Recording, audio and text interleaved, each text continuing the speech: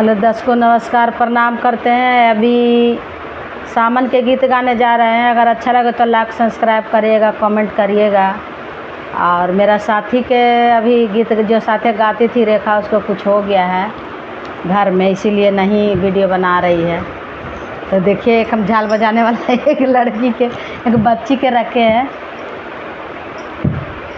आइल आइल रे सावनवा सीताला मैया, आइल आइल रे सावनवा सीताला मैया।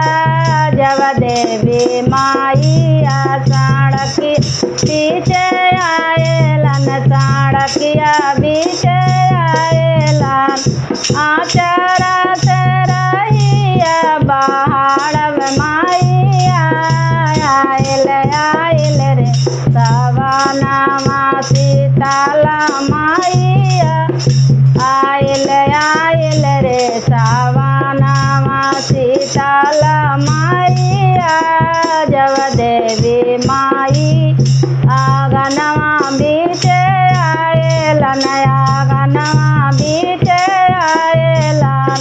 मैया के चरण धोलाएब मैया, आइल आइल रे सावनवा सीताला मैया, आइल आइल रे सावनवा सीताला मैया। जब देवी माइया मांदिलवा बीचे आएलन, मांदिलवा बीचे आएलन।